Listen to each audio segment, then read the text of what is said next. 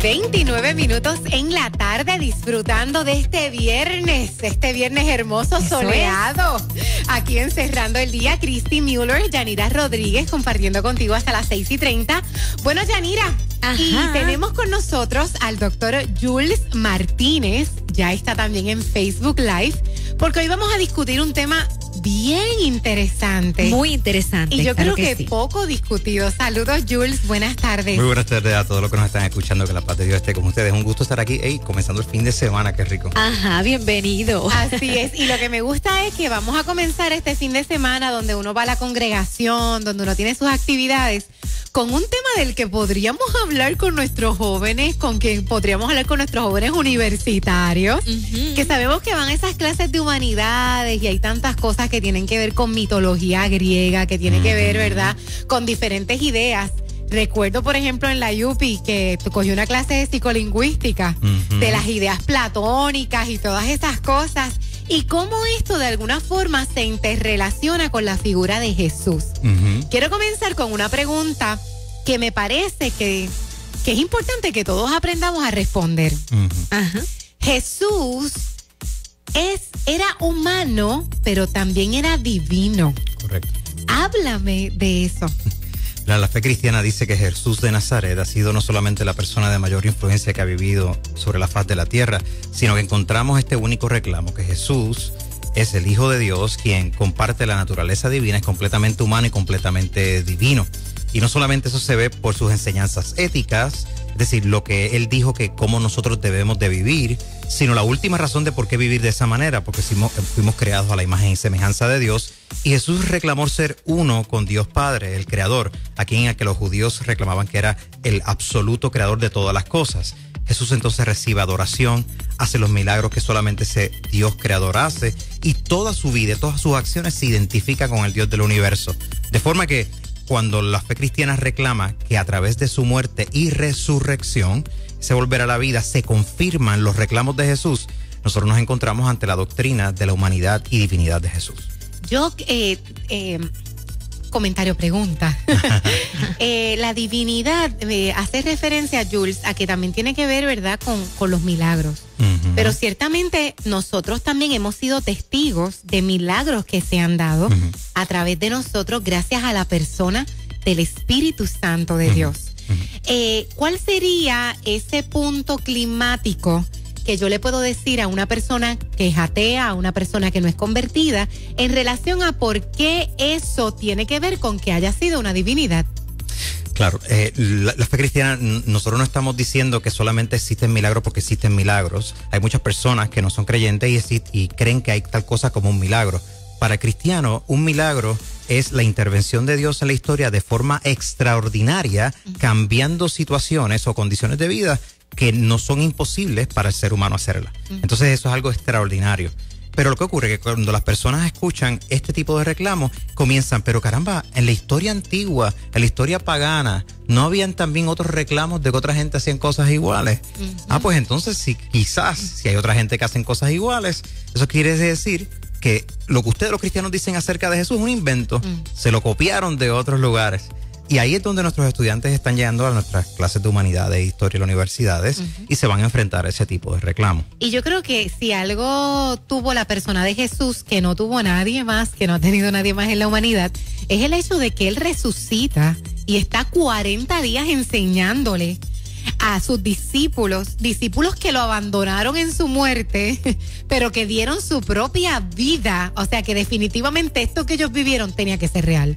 Porque si yo me voy corriendo y no te apoyo en tu momento de muerte y después yo creo tanto en ti como para dar mi propia vida, es que definitivamente tú tuviste que haber regresado y tuviste que haber estado conmigo. Algo sumamente radical. Todos los historiadores están de acuerdo de que pasó un evento extraordinario, de forma de que estos discípulos y discípulas creían que este Jesús de Nazaret había vuelto a la vida y que estuvieron dispuestos a dar su vida de forma pacífica, no de violencia, y 300 años más tarde obviamente la fe cristiana estaría en el imperio. Ahora, esa es la gran diferencia entre Jesucristo, confesado como Hijo de Dios, y las historias de las deidades paganas.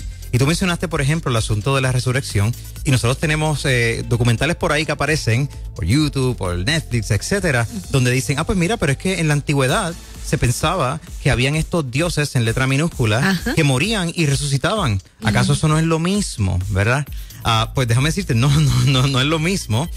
Ese tipo de lógica viene del siglo XIX, ya ningún historiador de renombre mundial lo cree, pero como quiera se sigue regando. Y lo que sucedía era que en la historia de las religiones, en estos departamentos académicos, en un momento se estaba buscando qué cosas hay en común de la fe cristiana, de Jesús, por ejemplo, con otras religiones. Entonces, esas cosas se encontraban y se explotaban a tal manera que decían, esto se lo tuvieron que haber copiado del otro lugar. Entonces, lo que estaba sucediendo es lo que algunos filósofos llaman una falacia genética. Una falacia genética es decirte lo siguiente: José tiene orejas, los elefantes tienen orejas, por lo tanto José es un elefante. Exacto. Eso sería absurdo, ¿verdad? Porque estamos tomando algo superficial y lo estamos tomando como si fuese el origen de algo. Y cuando veremos el tema de la resurrección, nosotros nos encontramos, por ejemplo, que en la mitología griega tenían estas nociones de que habían estos dioses que morían y volvían a la vida con los ciclos de la cosecha, ¿verdad? Uno famoso era Osiris. Entonces Osiris moría y volvía a la vida con ciclos de la cosecha, y como las cosechas cambian a través de los años, eso siempre estaba pasando. El cargo es, Jesucristo es un copiete de ese tipo de cosas. El problema es que está completamente equivocado históricamente, porque lo que sabemos de Osiris o de ese tipo de creencias no era que estos volvían a la vida, sino que pasaban a otro tipo de plano de vida, como si fuese algún tipo de plano espiritual, y esto era un ciclo que sucedía todos los años. Ese no es en absoluto lo que reclama la fe cristiana. La fe cristiana reclama que Jesús fue muerto en los tiempos de Poncio Pilato y resucitó, lo cual significa que en su cuerpo restaurado a la vida, vuelve a la vida de forma eternal y para siempre. Y esto sucede una sola vez. Y aquellos que hemos depositado nuestra confianza en Él, se plantea la fe cristiana, entonces gozaremos de ese tipo de experiencia del fin del mundo, donde Dios recreará todas las cosas, evidenciada en este Jesús de Nazaret como Hijo de Dios. Eso es un reclamo, no solamente es extraordinario, no se parece al mito de Osiris, y hasta el día de hoy no tenemos evidencia en el antiguo Medio Oriente que ninguna otra religión creyera ese tipo de cosas. Cuando dice, doctor Jules, que los que habían en la mitología griega, ¿verdad? Había muchos salvadores o enviados con las mismas características que Cristo.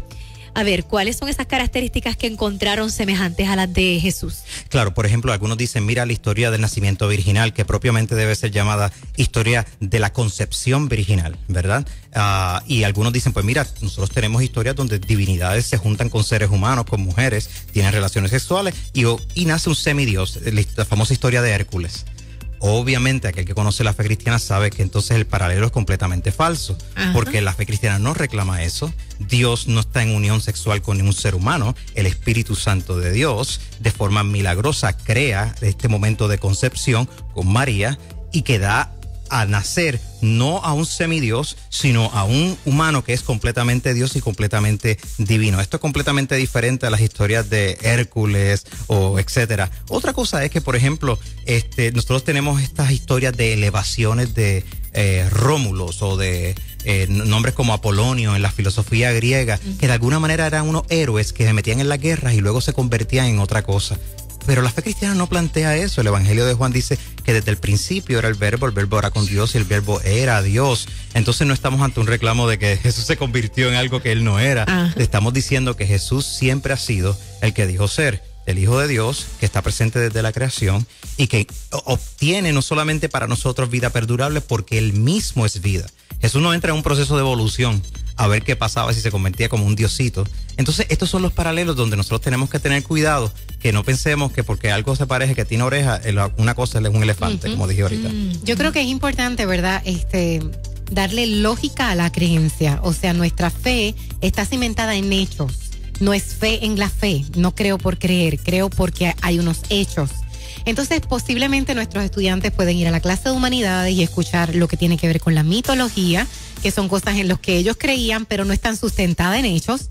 Sin embargo, tenemos a un Jesús que sí la historia sustenta. ¿Qué tipo de datos o evidencias podemos proveer a estos jóvenes para que puedan defender su fe? Claro, nosotros no estamos inventando a la persona de Jesús de Nazaret. Todos los historiadores al menos están de acuerdo en algo. Jesús de Nazaret vive en el primer siglo, es un israelita, fue concebido fuera del contexto matrimonial. La fe cristiana va a decir, pues eso fue porque fue concebido del Espíritu Santo, atrajo a multitudes, hizo exorcismos y milagros, fue apresado por las autoridades religiosas, fue crucificado, muerto y resucitado, en el sentido de que la gente dijeron que él había resucitado. Así que yo no tengo que ser creyente para admitir ese tipo de datos. Claro. Si yo admito ese dato, el dato sobrenatural, el aspecto de los milagros, por ejemplo, el aspecto de que él era uno con Dios, el aspecto de que él fue resucitado entre los muertos, ya eso es un asunto de fe, eso lo podemos debatir. Pero el efecto histórico de Jesús de Nazaret, eso no lo podemos debatir. Usted va a escuchar por internet, pues, inclusive personas que van a decir, no solamente se parece a nociones paganas, sino que Jesucristo verdaderamente no existió. Eso se llama miticismo. Y déjame decirle algo, no existe un historiador en ninguna universidad del mundo que esté publicando en esta área que crea eso. ¿Creyente o no creyente? ¿Okay? Así que nosotros estamos anclados en una fe que es completamente histórica. Nota que Pablo en 1 Corintios capítulo 15 problematiza el asunto. Había gente que no estaban creyendo en la resurrección y él les dice, mira, si Jesucristo no resucitó, entonces nosotros tampoco vamos a resucitar. Vamos a seguir esa lógica. Si nosotros no vamos a resucitar, entonces mañana vivamos, comamos y vámonos a jangueo porque no tiene sentido la vida. Y tercero, si Jesucristo no resucitó de entre los muertos, nuestra fe es en vano.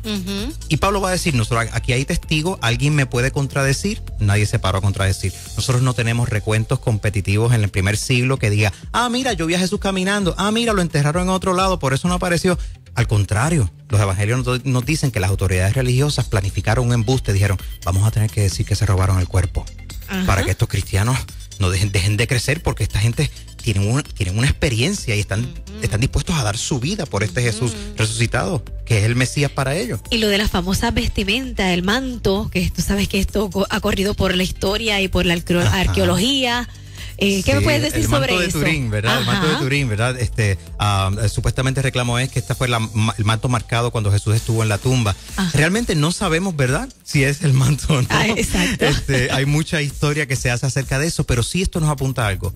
La fascinación que nosotros tenemos por la persona de Jesús de Nazaret, y en última instancia nos estamos confrontando a este único reclamo. ¿Quién dice la gente que soy yo?, preguntó Jesús. Sigue siendo la misma pregunta para ti. Así es. Wow. Quiero hacerte una pregunta desde tu perspectiva. Vamos a hablar ahora de qué piensas tú específicamente. Hay muchas películas. Por ejemplo, mencionaste a Pablo. Recientemente se hizo una película de Pablo. Correcto. Que sabemos que, pues obviamente tiene un libreto que no es fidedigno a la historia. ¿Qué piensas tú de estas películas? Porque fíjate que estas películas, quizás hay jóvenes, adultos también, que no se han expuesto a las escrituras, pero sí se exponen al cine, y de momento quizás pueden abrir sus ojos a unas verdades que puedan muy bien transformar su vida y hacer que quieran investigar más. Pero por otro lado, hay muchas cosas que no son reales. ¿Qué tú piensas de estas películas que se están haciendo como si fueran fieles a la historia? Sí, ¿verdad? El Hollywood siempre tiene algo en mente, cómo podemos hacer dinero acerca de esto. Claro. Eso no quiere decir que los grandes rasgos de la historia estén ahí, en el caso ya sea la primera serie de Jesús y luego la de la vida de Pablo. A grandes rasgos tú puedes entender la vida de Pablo, por ejemplo, su conversión radical de un fariseísmo, su conversión dramática, su vida antes y después, su pasión por comunicar a Jesús y dar su vida en el camino, la manera en que los creyentes estaban luchando por la fe y eran perseguidos, Pablo encarcelado, etcétera. A grandes rasgos encontramos. Y claro, los libretistas tienen que fill the blanks, tienen que llenar con más y más cosas, conversaciones a las cuales nosotros no tuvimos acceso, por ejemplo, entre Pablo y sus discípulos, entre Pablo y las autoridades. Tenemos bastante información, pero a mí yo creo que el beneficio de este tipo de películas, cuando nosotros se la podemos recomendar a algún joven, a algún adulto, la persona que sea, es que te apunte y te cree interés para entonces ir a la escritura y ver cómo es la historia original.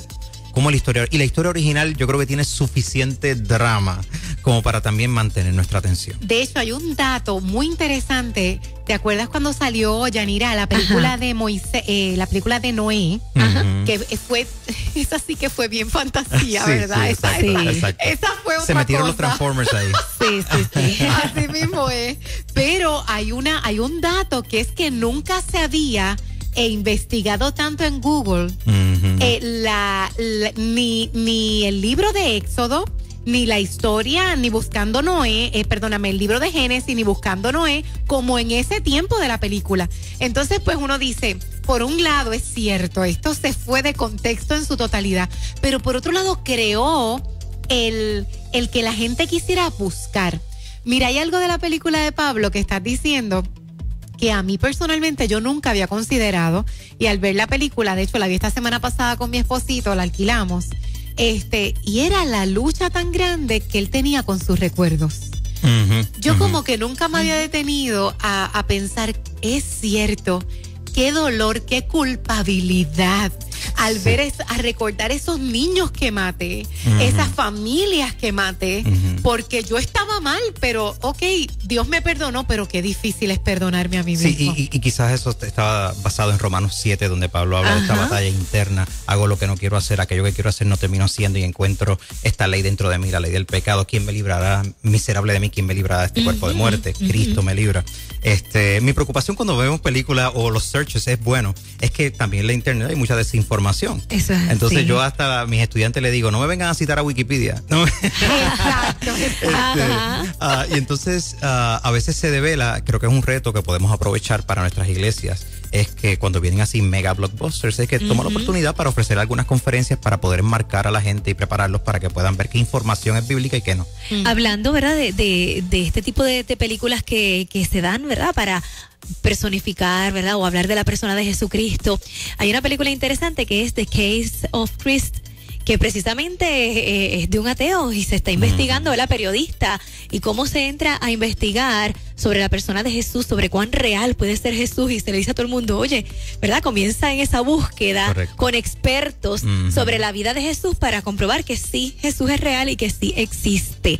Sí, nosotros en algún momento dado, ¿verdad?, o alguien en algún momento dado, nosotros no, porque nosotros estamos seguros, ¿verdad?, de quién es Jesucristo y quién es para nosotros, y lo tenemos en nuestro corazón, pero alguien que en algún momento dado haya tenido una duda, ¿te habrás topado tú con alguien que te haya hecho preguntas y que esté buscando, como en esta película, esa persona? Claro, mucha gente, tengo muchos amigos que no comparten la fe cristiana y tienen muchas preguntas, usualmente de carácter histórico. Hay muchas preocupaciones de carácter histórico. Y usualmente los cristianos no tenemos la capacidad de responder preguntas históricas básicas. Por eso te hago esta pregunta. Y entonces, si un cristiano no tiene la capacidad de responder historia básica, entonces eso da motivo a que la persona diga, espérate, pues entonces el resto de toda la historia, exacto, porque yo tengo que creerla si tú ni siquiera sabes los puntos básicos de la historia. Exacto.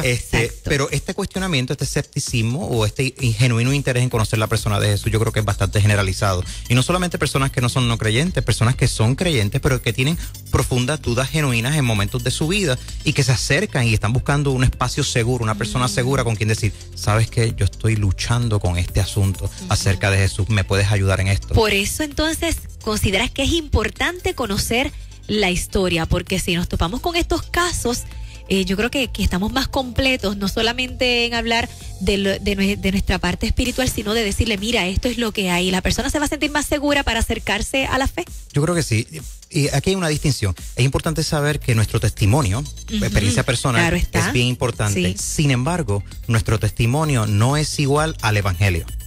Es decir, el evangelio no soy yo. Exacto. El evangelio es Jesús de Nazaret confesado como Hijo de Dios y Cristo, el que establece el reino de Dios. Entonces, en la medida que yo sepa más del evangelio, incluso por encima de mi propia experiencia, yo creo que cuando yo esté pasando por un momento difícil, mi fe va a estar anclada en esas verdades objetivas y no en cómo yo me siento en mi crisis. Exacto. Y segundo, puedes tener la oportunidad de comunicarle a otro, mira, independientemente de mi experiencia y la tuya, esto es el evangelio. Esto es Jesús. Excelente. Qué lindo. Bueno, y quiero aprovechar para este libro, de esa película que mencionó Yanira, que realmente es el libro, ¿verdad? Hecho película, El caso de Cristo, que escribió Lee Strobel. Él es un periodista, ¿verdad? Y usted debe conseguir libros como estos, El caso de Cristo, de Lee Strobel. Ahí este hombre, a mí me encanta tanto El caso de Cristo, El caso de la fe. Él ha escrito varios libros. Es una historia real. Y algo que puedes encontrar allí son datos, de todo tipo de datos arqueológicos, científicos, de literatura. Ahí te hablan de que si Teófilo, por ejemplo, que no era cristiano, pero era historiador. Y este hombre hace una recopilación investigativa de alto nivel, así que le invitamos a la audiencia. De hecho, algunas de las personas que él entrevista fueron mis profesores. Oye, y por esa línea, Cristi, ¿verdad? Hablando de libros que se recomiendan para conocer más de Jesús, tenemos un site que el doctor Jules nos provee, que se llama teodrama.com. Teodrama, Teo, ¿verdad? Es THEO. drama.com, y ahí entonces hay 5 libros. Cinco libros que estoy recomendado para ayudarte a comprender mejor a Jesús. Muy bien. 5 libros recomendados para comprender mejor a Jesús. ¿Qué la gente tiene que hacer? Accede ahí, cuéntanos un poquito. Sí, puedes ir a teodrama.com. Inmediatamente la primera entrada que te va a salir es 5 libros que te recomiendo para que conozcas mejor a Jesús. Te doy el título del libro, un enlace para que puedas considerarlo y comprarlo, pero también te doy una breve explicación de lo que es. Así que usted puede ir directamente a teodrama.com, o puede quizás ir al muro de Nueva Vida y mirar el enlace. Perfecto. Sí. El doctor Jules Martínez compartiendo con nosotros en la tarde de hoy. Muchas gracias, doctor. Si las personas quieren comunicarse con usted, ¿cómo pueden hacerlo? Sí, la manera más fácil es a través de mi website, teodrama.com, o me puede buscar a través de Jules Martínez en Facebook y me puede enviar un mensaje. Muy bien. Excelente. Nosotros seguimos con más aquí en Cerrando el Día. Gracias, doctor. Stop.